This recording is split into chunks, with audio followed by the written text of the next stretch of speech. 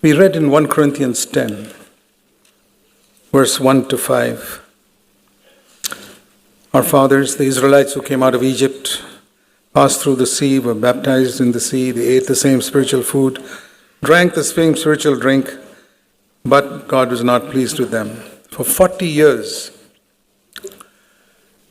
think if a man stood up here and spoke the truth, one of those Israelites, and said, brothers and sisters, let me give you my testimony. I was a slave in Egypt.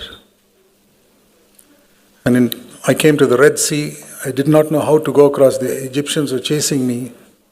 But God made a way, split the sea, and I walked through it. And once I crossed, He closed up the sea and the Egyptian army was drowned. God loves me. Then I was in the desert, didn't know where to go, and I saw a pillar of cloud coming from heaven. You don't believe this, brothers and sisters? It actually happened. I'm telling you, it happened to me. It led me, not for 1 or 2 days, years and years and years. And at night, it would become a pillar of fire protecting me from wild animals. And we couldn't get food in the desert. You know what happened, brothers and sisters? Morning, food would drop from heaven. Every day, not 1 or 2 days. 40 years. We didn't have water to drink. Our leader Moses would hit the rock and the water would come out.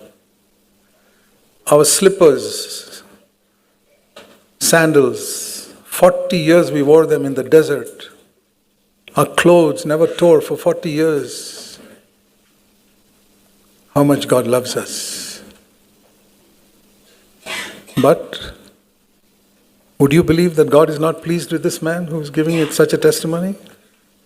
Most Christians would sit with their mouth open and say, wow, what a man of God. What experiences he had. He must be living very close to God. God was not pleased with him. He killed him in the wilderness. Believe that? Please remember that when you sit with your mouth open watching all these television preachers and these public meetings where they talk about healings and all. Don't be deceived. This man who testified here had more miracles than that man talks about. And for 40 years, genuine miracles, no fake miracles. A man who experienced so many miracles, not one person, 600,000 people like that. God was not pleased with them. Don't tell me God answered your prayer miraculously, so God is pleased with me. No, sir. He may not at all be pleased with you, even though He healed your child from cancer,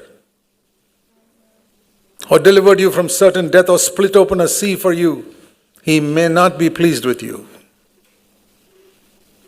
None of us have experienced miracles like these people experienced in the wilderness. God was not pleased with them.